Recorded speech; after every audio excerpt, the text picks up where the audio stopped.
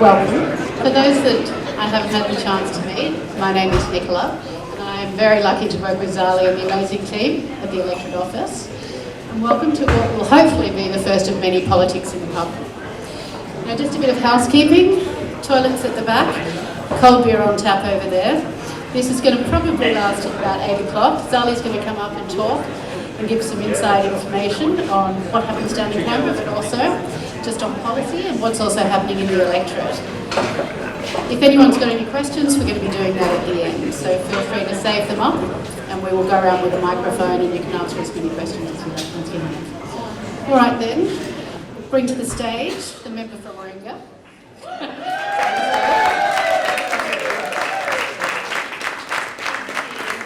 How's the sound? Can everyone hear properly? Yep, all good? Thumbs up? Very good. Well, if I could start by acknowledging country, Indigenous elders past, present and emerging, and their incredible custodianship of this land. They have a saying which is take care of the land and the land will take care of you. And I think we've all come very much to appreciate that and respect that sentiment. I do acknowledge the land was never ceded and the sorrow for the price that was paid. What is exciting though is that I think there is an opportunity in this term of Parliament to get constitutional recognition, and I should say one of my first meetings after the election on heading down to Canberra was in fact with Linda Burney to talk about just what the plans were from the government in terms of presenting a motion to the Parliament, because technically you have to put a motion forward to request for a referendum to occur, and then the referendum would be scheduled for next year. And initially she was a little bit unsure of whether she wanted to proceed immediately with that or whether there needs to be longer consultation. And I felt like we could be stuck in consultation for another 3 years at that rate. And that I think similar to the same-sex marriage vote, there's a much stronger sentiment in favour than I think people realise. And there is always that fear of what could happen with a referendum, but that will ultimately come back to our responsibility of making sure people understand what the Uluru Statement of the Heart means. It is just an invitation to walk with them, to recognise, and that presence in the voice to Parliament is simply to ensure that when policies are implemented that directly have an impact on Indigenous populations, that impact is better acknowledged and recognised and identified by Indigenous people. So I think it is really important, but really exciting that could very much be a legacy of the 47th Parliament. And I know with many fellow independents, that's something that we're very keen to encourage the Minister and the Government to proceed with. This feels like, I mean, it's great to see so many familiar faces. I can kind of make you all out with this bright light. But it does feel like it's been a while since Parliament. I know the government celebrated their first 100 days. And it sort of feels like it's been a while since the election, and a lot has happened since then, but there hasn't really been much Parliament time. We've actually only had 7 days in Parliament, which I've found a little frustrating because it is where you hold government to account and get better opportunity to raise things. So heading back down there on Monday for next 2 weeks sitting, and there is a lot on the agenda. So on the agenda is the Federal Anti-Corruption Commission. Since the election, I've had 3 meetings with Mark Dreyfus around sort of consultation meetings with other members of the crossbench and the Minister around what are the key elements that we want to see in a Federal Anti-Corruption Commission. And that sort of consultation process has been really encouraging. And they have indicated that on Tuesday next week, the bill will be tabled in Parliament and there'll be a second reading speech by the Attorney General. The bill will then go off to a joint standing committee, multi-partisan, they've promised, to ensure that there will be that opportunity to make submissions and for amendments to be proposed and things like that. So that's hopefully what will happen on the agenda in this next sitting fortnight. From a parliamentary update point of view, we had obviously the start of Parliament, which You should all be getting a newsletter in your letterboxes soon. It was pretty exciting, I've got to say, to stand there for taking my affirmation to the 47th Parliament, to be standing there with 7 independent women around the table. It was quite momentous to have a table of all women, but all independent women at that. So the community movement has definitely done well. And I should say, it is a very collaborative and working well, the crossbench. We meet regularly, we meet with the government, we meet with the opposition, we meet just within ourselves, the TILs and then the broader crossbench, to work constructively with the government. And we saw that, I would say, with Minister Chris Bowen around the climate change bill that was presented in the last fortnight. We had an exposure draft ahead of time. We, mostly the TILs, I would say, we worked together to put forward amendments and areas that we felt the bills weren't strong enough. The Minister took that on board within the realms of what they were politically prepared to do. Obviously, they are sticking to their election commitment of 43% by 2030, but we did get them to move to acknowledge that it was a floor, not a ceiling, and that the bill needed to refer to science, as in the 1.5 degrees of the Paris Agreement, because ultimately, if that is our end goal, that means everything needs to be ratcheted up to match that 1.5 degrees reality. That process was really good. We all worked very well together. And then when the bill was introduced, there was further discussions and we're able to get further amendments through. And I know now Jackie Lambie and Senator Pocock are getting further amendments through, because obviously the Senate is, the government is in minority and requires their support. So I think it has been exciting to see that for this Parliament, a more productive and proactive approach. Really good consultation. I kind of describe maybe some of the early consultation on policy from some of the ministers as a bit of a teal test to check, where it sits with communities, and I think it is going really well, and certainly it's been very pleasing to see that. Obviously, and so I should say we also had a bit of changes to standing orders to reflect the new Parliament. So the crossbench now represents 22% of the non-government side of the chamber, and so we negotiated changes to standing orders, to speaking opportunities, to make sure it was representative, and again it was a really productive kind of engagement which worked really well. One of my first meetings after the election was in fact with Tanya Plibersek, the Minister for the Environment, and I toured North Head and the sites of Sydney Harbour Trust with her. Now, obviously locals would know it is in dire need of restoration and repair.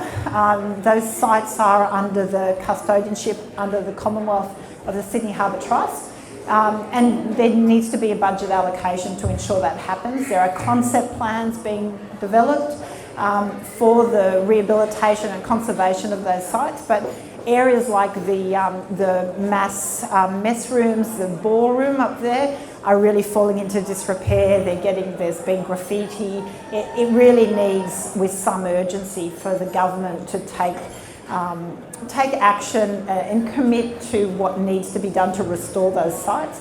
They are incredibly unique. If you haven't been up there, I'd encourage you to check it out. For example, you have the tunnels and the map room from World War II, where defence of Sydney was being sort of worked out. So they're pretty incredible tunnels, and I think really worth the visit.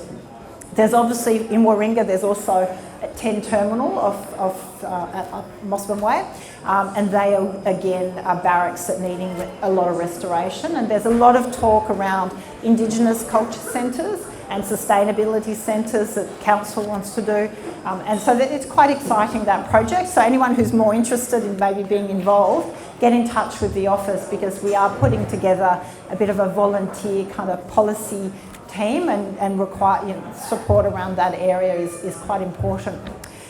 Since the election, you'll be glad to know the office has been really busy. So I've got a bit of a summary because I know on social media we always get accused of what do we really do and we're not doing anything. Now, just because we're not in Parliament doesn't mean we're not working really hard.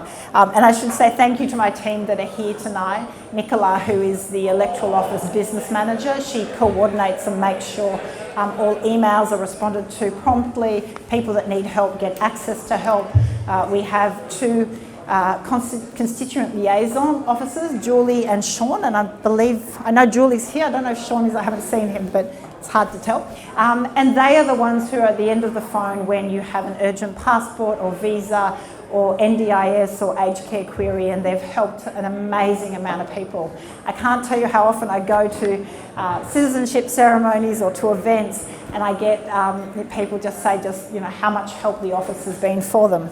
So since the election, this month at the EO, we've received 1,161 emails. 858 emails have been sent out in response to those. Some of them tend to be campaign emails or from out of the area, which we obviously can't prioritise. 530 cases created, so that's people who are writing asking for something. There is a really high volume of work that's happening, and 569 cases closed. So on average, a case might be someone needing help with an NDIS plan or an aged care plan, and we, through the constituent liaison, we can get in touch with the department, find out what the hold-up is or what's the problem, is more evidence need, or we can ask for a review. And lately, if I can say, the top issue has been passports.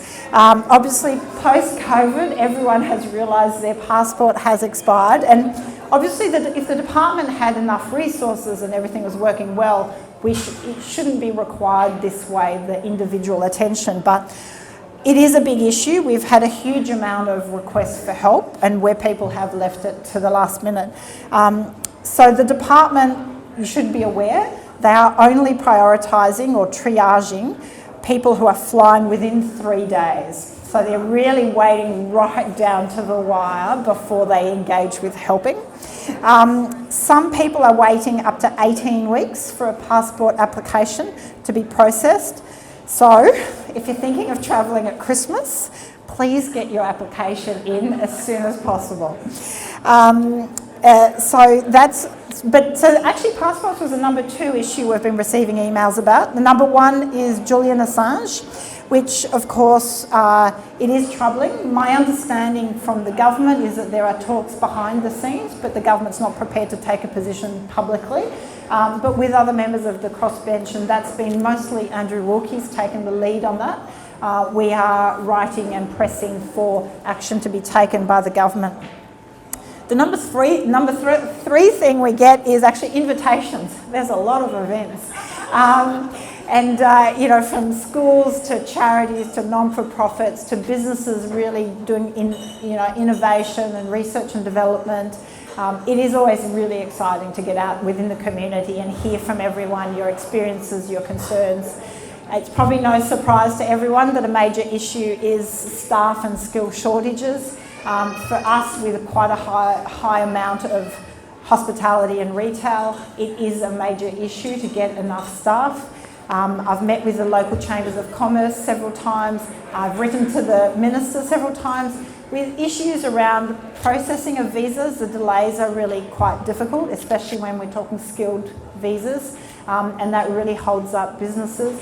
But we do need to look at, it's not that skilled migration is the solution, the only solution, but where processing time is taking so long and it is so costly, Australia unfortunately is not the preferred jurisdiction. So in comparison with Canada, for example, our processing time is much slower and it's much more expensive across all the board of visas, from parents, spouse, partner visas and things like that. And so families or young skilled families are choosing other jurisdictions than Australia. So that's not a great outcome, and we do need to rectify that. And it will be on the agenda for the Skills Summit, amongst many other things.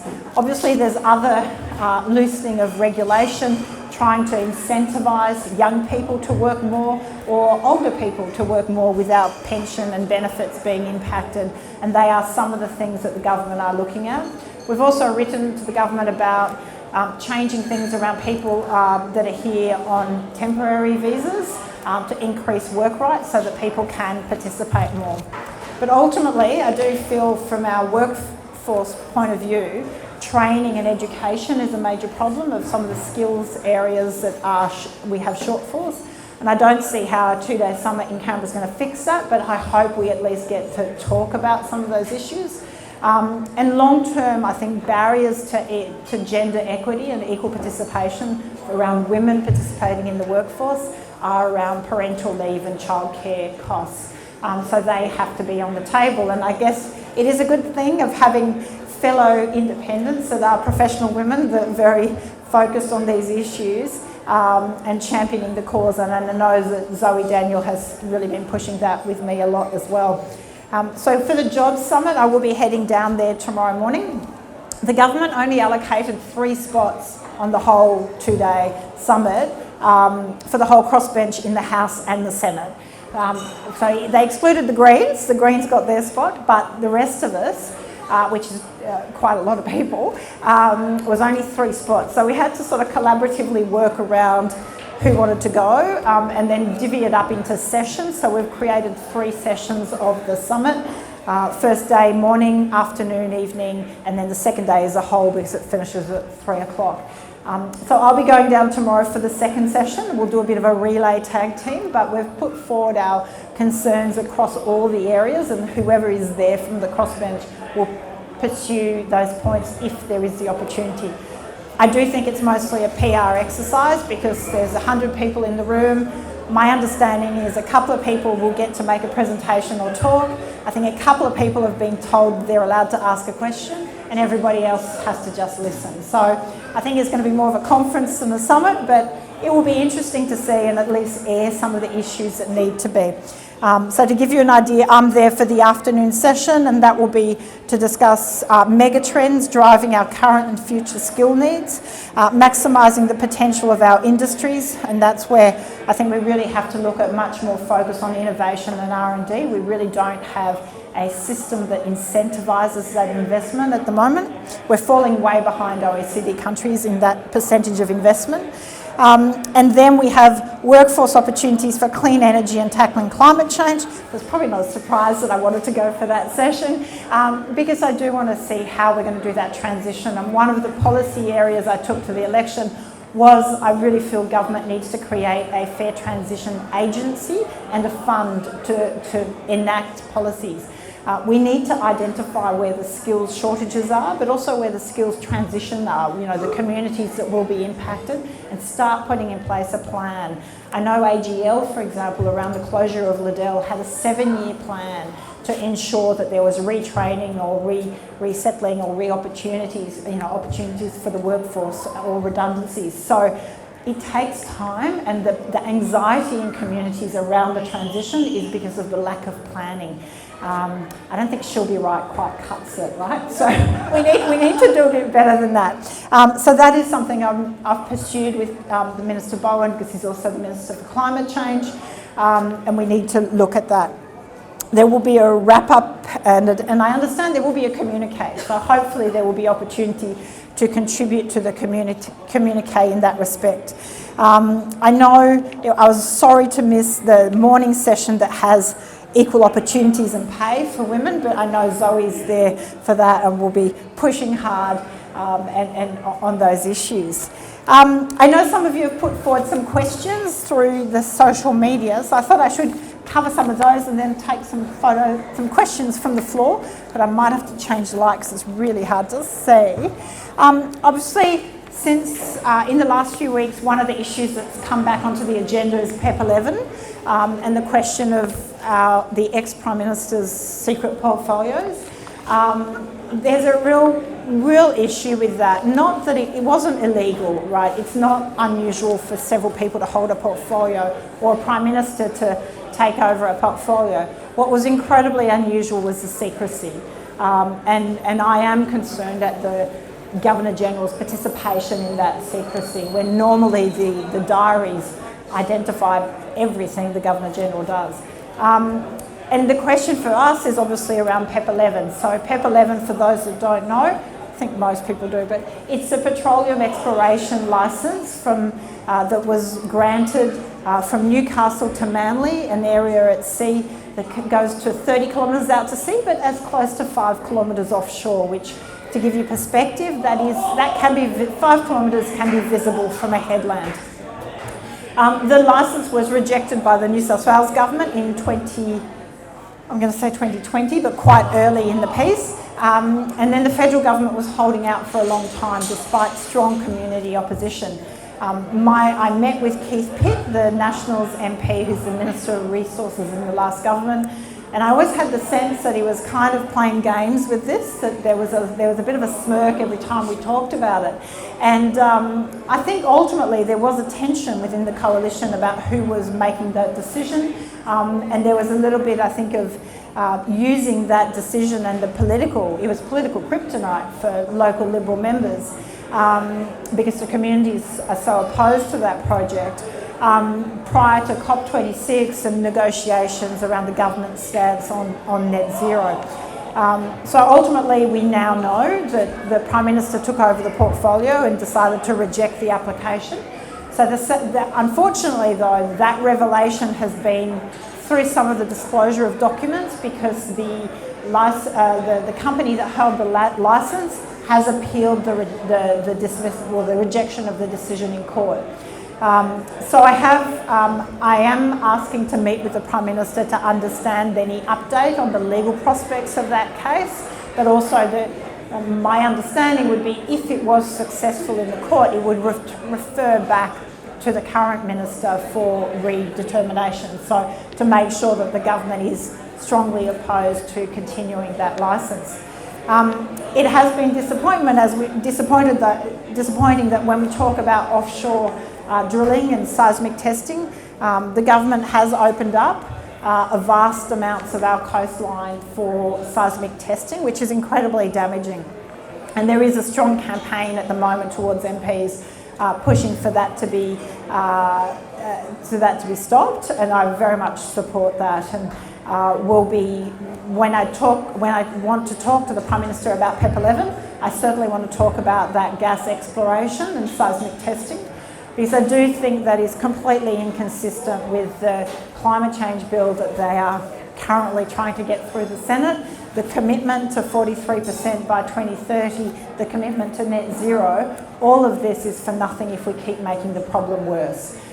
So we can't keep doing more exploration. There is sufficient gas already in the system. We just have to make sure it is actually used more appropriately. At the moment, there's a huge amount of waste in the transport of gas. Actually, most of the fugitive emissions is in the transport of gas to export. And obviously, the current energy crisis when it comes to the price of energy has been on something we've discussed with the Minister. He has worked with state ministers to, work out that there is sufficient supply. It's come close on some occasions, but he is resisting taking the more dramatic measures of reservation policies.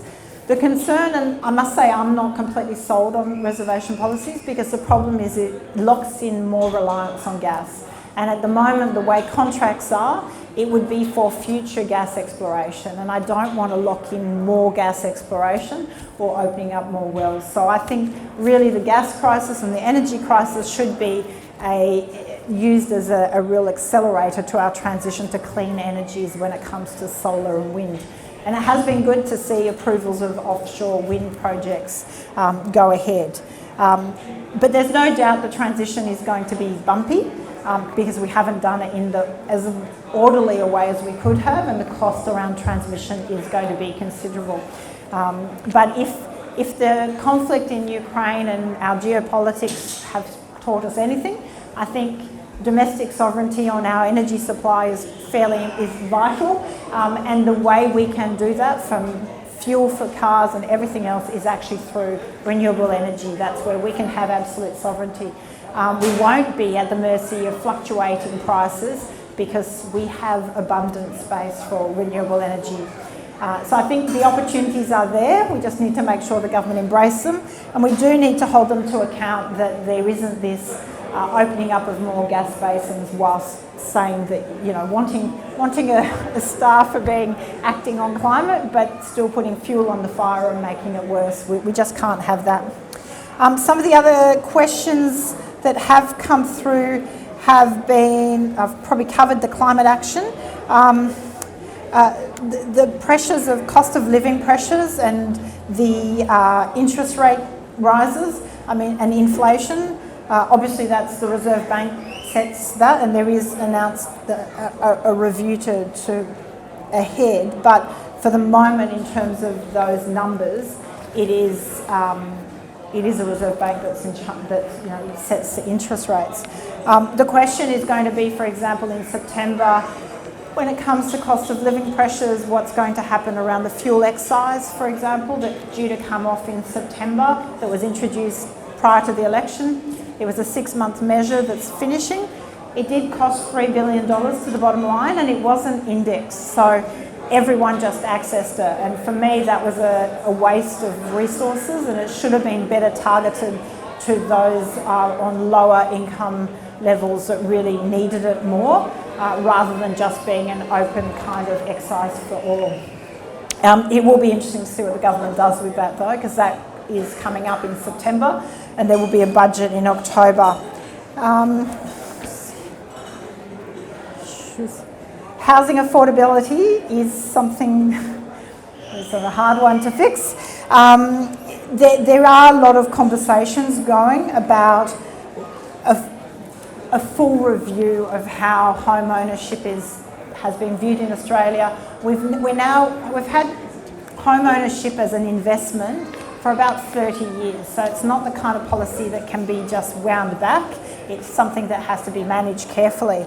But it is a question that obviously needs to be looked at when it comes to housing affordability and, I guess, intergenerational equity for young people. The issue of home ownership is a major problem.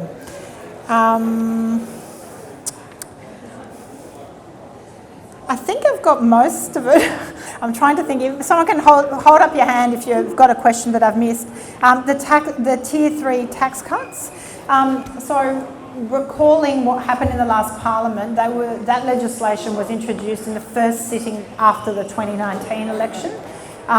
It was introduced as a block, so Tier 1, Tier 2, Tier 3 all had to go together.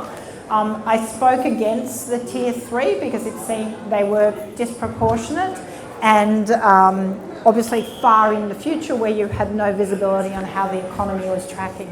But I didn't oppose it because it enabled the Tier 1 and Tier 2 tax cuts to go ahead.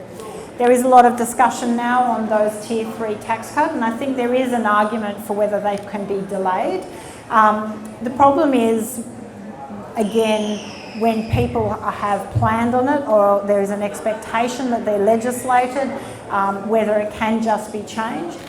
Personally, I do feel that, and I'm keen to get feedback from everyone because we've started getting a few emails, but we haven't really gotten, I would say, a strong sentiment from the community about what the feeling is about those. There is a high level of concern for our level of debt.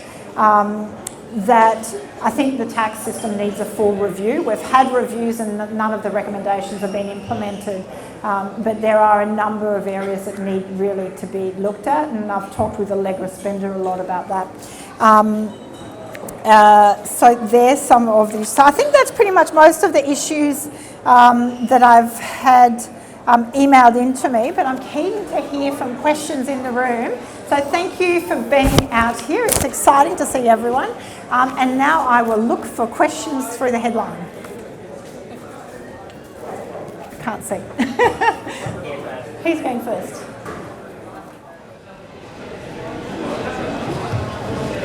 Thank you, Zali, for all the work you've been doing for us. I wrote in something I mentioned to you 3 years ago, is this long-standing issue of corporate tax evasion. I know it's one of the things that you spoke about a month ago. It's also one of the things that Labor have been working on behind the scenes, and the whole globe is working on, but it really has got to stop. In regards to the tax thing, I do think that, as I was talking about John the other day, we can spend $284 billion. We really can put that to better use. You said you wanted feedback, so I know it might not be popular in an affluent electorate, but I do think that, well, the poor, I used to be a nurse, so pay your tax pay, is still high. You've got superannuation people, $410 million in the super fund, paying 10 and 15% on earnings and capital gains. I wrote in my answer was, we need a whole review on taxation. And one of the things I'd like to see from my electorate is, yes, that you came on a platform of climate change, which is fabulous, but I do think if we're to stay as independents, we need to broaden and out, and I'd like to see, when Ken Henry brought in 2010, and it was tossed out, and none of that's been enacted. So thank you very much for all your work. Thank you for that. Yeah, look, I had 2 questions in the last fortnight of Parliament, and I did ask Jim Chalmers, the Treasurer. The Labor commitment to the election was multinational tax reform, and so I did feel that within that ambit there is scope for looking at a super profits tax on the gas companies, and the figures that came out in the last couple of days show just momentous amounts of profit being made off Australians, and really the royalties system around our gas is just inadequate for the revenue that actually is returned to Australia. So I will be pressing on with that, because I do think it's an area that should be politically viable for the government. Other countries are doing it, I know. Yeah. Yes. Yeah. So, I think there is a strong case for it, and the key is going to be mounting that pressure on the government for them to do it. Hi Zali, it's Bruce. You see me. If you were to do a straw poll around the room about what would you delay the tax cuts, I'd be raising a show of hands. I reckon it'd be overwhelmingly against doing it. There's so many places we could spend that money, particularly right now. I was a little late, so you may have mentioned this, but I was very interested in where we were with the federal ICAC and the scope of that, and how far back in time do we go, and does it include people with 5 ministries? Yes. We haven't seen the draft legislation. So Mark Dreyfus was not willing to share a draft. He wouldn't do an exposure draft, but we have written to him around the concepts and the key principles that need to be included, and retrospectivity is an important part, so no limits on how far back.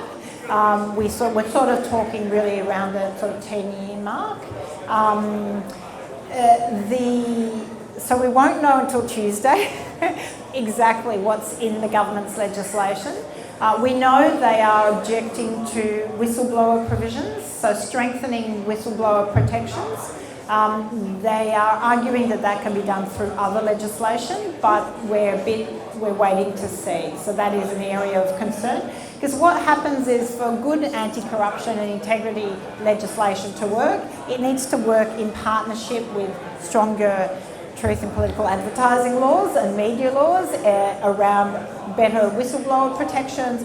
We need protections across the board to ensure that accountability piece. So the good news is, though, they are acting upon it. It won't be absolutely Helen Haynes' model that I seconded. It will be slightly different, but we don't yet know just what will be different. So the roundtables have indicated that they are considering all our feedback and our suggestions of what needs to be in it. I guess the proof will be in the pudding on Tuesday next week when the bill is tabled, and we will see. But we are very much ready, locked and loaded, ready with submissions and ready to participate in the inquiry to make sure it is an integrity and anti-corruption commission with teeth. It's desperately needed.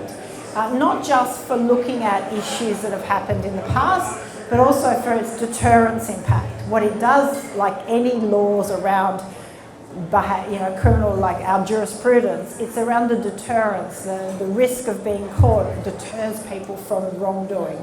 And I think it's probably time for that to happen at federal government level. Yeah? Thanks for your opportunity for consultation, Zali. I'm just following on from the suggestion about taking a straw poll. Given that Warringah is such a relatively wealthy, although there are others who are not within the electorate, given that Warringah is such a wealthy electorate, surely it would be in the interests of the Australian population that we lead by example in not requesting that the government keep its Morrison promise or its election promise. If it's possible to delay them and tie that to a tax reform package, that would be the most desirable thing I would suggest to look into. But could we do a straw poll? And I have a follow-up question. Hands. Well, feel free to write into me, because what happens is, like I keep that data, we keep an assessment on issues. So we get a lot of campaigns, and then when I genuinely, when I vote on legislation, it is generally a reflection of the feedback I've received through various means. So if you're feeling one way or the other, please write to me, and the team will log it in, and that way I will have a sense of where people feel. I mean, I think it's being a little, I know there's a report from the Parliamentary Budget Office that was commissioned by the Greens as to where the spread of impact of the Tier 3 cuts will be. And it is overwhelmingly for those earning over $200,000. But I do think there is a vast difference between those that are maybe just there versus much further beyond that kind of income. But it's clear, very disproportionate, the impact. So again, I certainly didn't take to the election that I was going to campaign for repealing the tax cut. So for me, I would very much feel that I'd want to get that sentiment from Warringah. But I think it's interesting the way it's being positioned as the government's sticking to that, but they're not willing to consider increasing job seeker, which is the old New Start rate. The last government was incredibly stingy and increased it by $2.50 a day, which was ridiculous. The Business Council supports it to go up to $55 to $58. ACOS, the body mainly responsible for advocating for better support, want to see a $65 to $70 a day. It really is quite incredibly low, with an incredible number of people living below the poverty line. And the problem with it is it's a barrier to getting back into employment, because you fall so far behind. And I have met with a number of groups around homelessness and around how people get back into employment. If the level is not sufficient, you have people that just fall through the cracks. And we know from a gender equity point of view that women over 55 are the fastest growing group for homelessness, because they don't have generally employment security. It's generally casual employment that is impacted by illness or injury. And then when support levels are not sufficient, returning to the workforce or finding suitable accommodation becomes a major problem. So I have been specifically looking at some of those areas, because I think it's an area we have to address. We can't have the generation of women that have cared for society around children and their parents and elderly being the most at risk of homelessness. I just think as a society it's just such an indictment that that's where we're at. So yeah, look, it's obviously a big discussion for a lot of people at the moment, that the Tier 3 tax cuts, and I think at the moment there will be a discussion around probably delaying them. But again, the government obviously, technically they're legislated, so they could expect, obviously, yeah.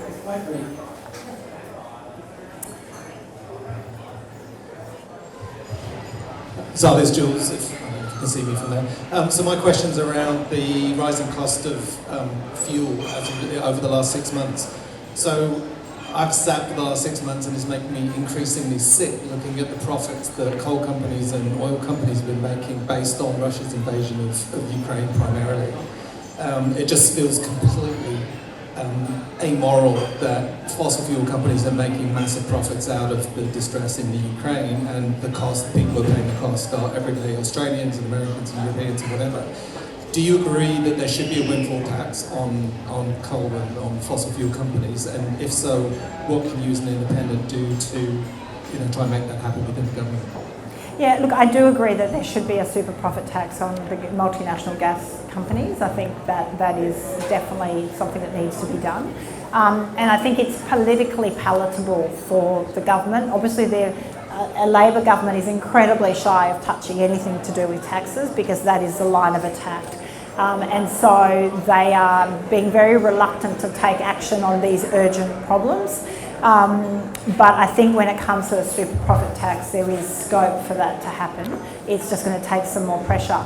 Around fuel security, I mean, that's the issue. We used to have 4 refineries in Australia. We now only have 1.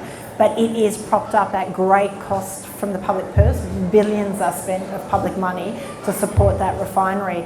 And I have to say, we have to move to electrify transport faster. The only way we will have fuel security is if we're on electric transport. We don't have, all our fuel is imported. So it's really a matter of urgency. The Minister, Chris Bowen, is quite focused, but at the moment they're tinkering around the edges. The legislation they introduced around changing the fringe benefit tax and some of the threshold around the luxury car tax is pretty minimal, like it will only impact a small number of vehicles. There are bigger changes that need to be done to encourage the uptake.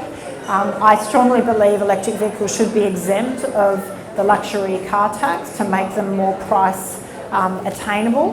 And then we have to incentivise manufacturers to bring more vehicles into the country. To do that, what's been proven is you have to impose a bit stricter emission standards on cars with the emissions from our exhaust.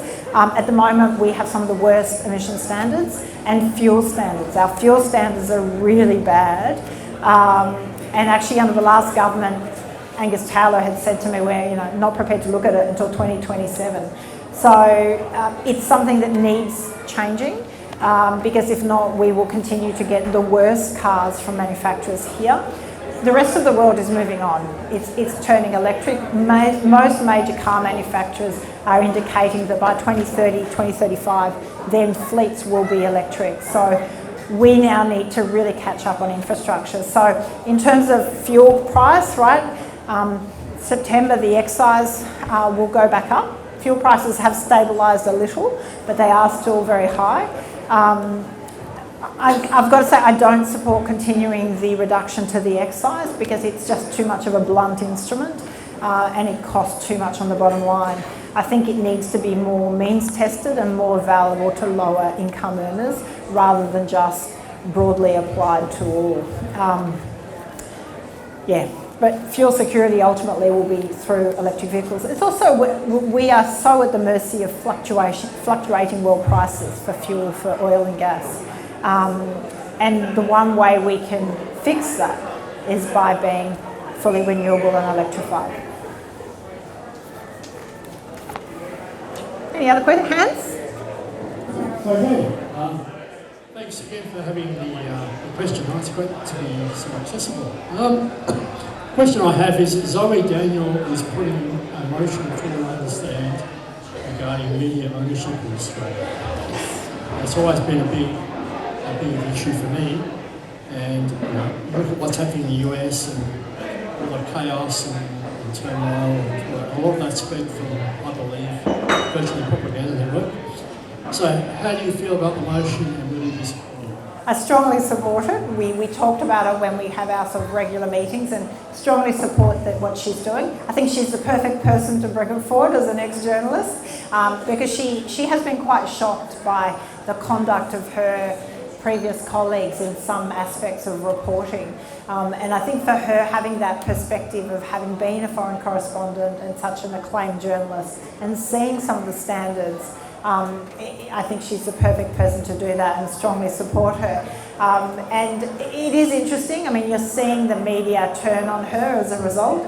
Not surprising, maybe, News Limited, not really enjoying that attention. But there is strong support across the many communities for a review around media ownership laws, and in particular then, whether it's a Royal Commission or a review, it needs to take a form where we really look at misinformation and access to information. So regional communities have lost most of their access to news outlets, and a great worry is actually the changes to the rules that meant that News Limited and Sky is available through regional markets. Which means they're getting very one-sided information a lot of the time, and that's quite a worrying sort of development. And as we know, we've lost local papers and things like that, and so for regional communities that has a huge impact. It's probably not quite directly relevant to the question, but when we look at our soft diplomacy in the region, we know, for example, the shortwave radio for the ABC was incredibly important in the Pacific, and that was cut some years ago, but has been reinstated they've announced they're reinstating it, which is incredibly important in the Pacific, where you're seeing the advance of China and the establishment of better relations, for us to maintain that soft diplomacy in the region. So. Very much support Zoe's motion and what we need to do to make that happen and to keep the pressure. Again, the government is not going to be keen. We know the Prime Minister has already met with Lachlan Murdoch. We know they've already gone and kissed the ring or whatever happens. So there is, from the major parties' point of view, I think there is a kowtowing to the major media players that needs to change. So it's an area we need to do more, because we've seen, like in the US, the power of misinformation to accepting election results, to accepting facts. We know the misinformation around climate change has been massive for the last 20 years. The kind of misinformation around COVID was really telling. And I think if we value and protect our democracy, we have to have a good, strong fourth estate. So the press must be strong and independent. So very important. Any other questions? Oh, we've got lots of questions. Over here. I'd just like to ask a question. I know it's a little bit in advance. And I'm looking to the future as opposed to what's happened in the past. I think there's a groundswell in the country right now to give ourselves more power by way of running candidates for what I call the sensible centre in the Senate. And I know that's something that goes against how you presented yourself to the electorate at large. But I think there is a real need now that there's this groundswell of independence to capitalise on that and to put together for the next election, as I say, a sensible centre, Senate option. I don't disagree. I must say, I've talked with David Pocock quite a lot, and he's very committed for the ACT. And is very sensible. But I would say, the numbers from the election would say that an independent senator running for the Senate with the amount of votes from all four independent, or all the electorates that went independent at the election, including, so I had a bit of a wish that I wanted Warringah to be surrounded, or I wanted Sydney to be independent. I felt like that would be a really good step up from the 2019 election. And we pretty much got there with McKellen, North Sydney and Wentworth were amazing. But my last little border for Warringah was Bradfield, and that came very, very close. And when you actually look at the amount of votes, primary votes independents got across all those electorates and many others like Georgia Steele down in Hughes, Yes, a strong independent candidate for the Senate in New South Wales would be possible. It is a much harder campaign to run because it does mean having, I guess, that foothold in each electorate to be, I think it probably needs to be a fairly high profile person. But if there's someone out there, I would certainly support an independent running in the for the Senate for New South Wales. I think that would be a strong development. We see Jackie Lambie really pushes for Tasmania. Unfortunately, Rex Patrick lost his seat. He was South Australia. He was very strong on integrity and accountability of government. I think David will be very strong for the ACT. I would like to see an independent for New South Wales, that's for sure. Sorry, Zali, I'll just ask one more question. For now, at least, I'll come back to it later.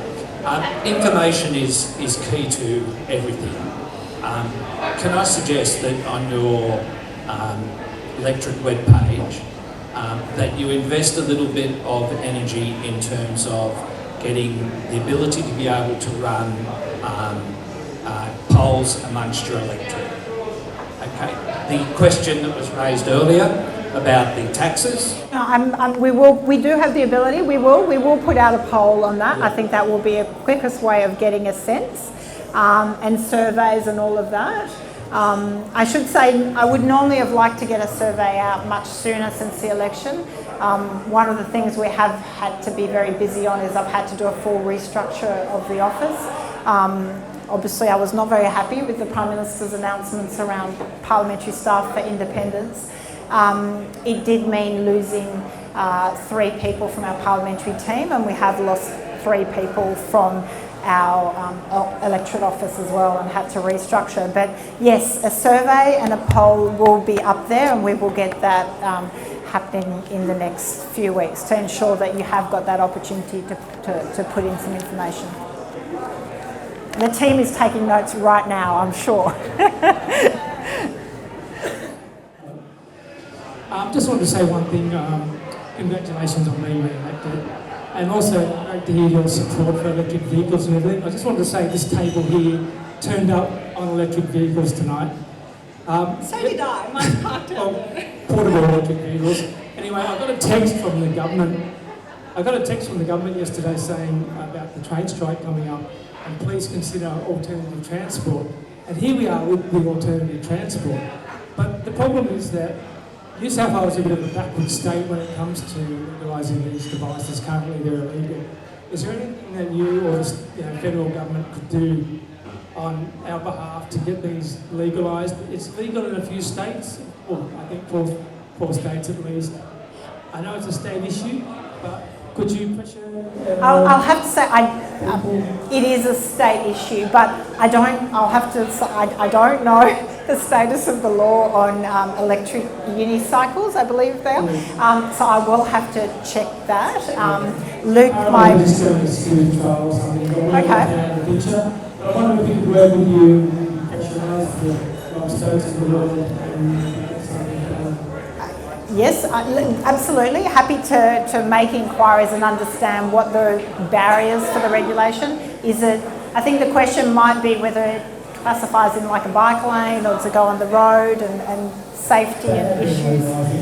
I'd like to see a federal thing falling for the whole of Australia.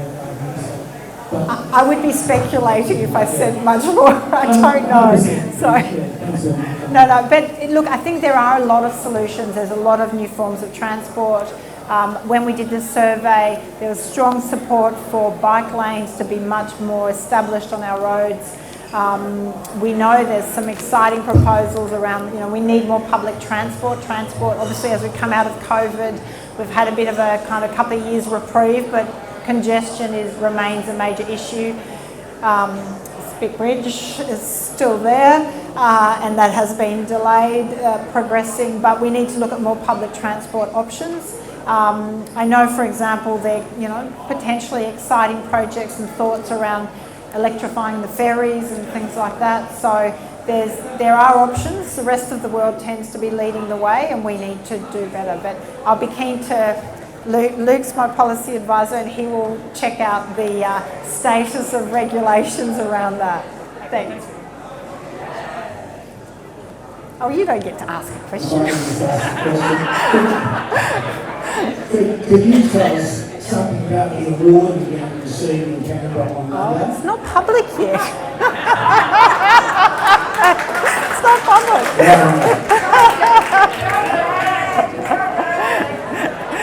Okay. Well, I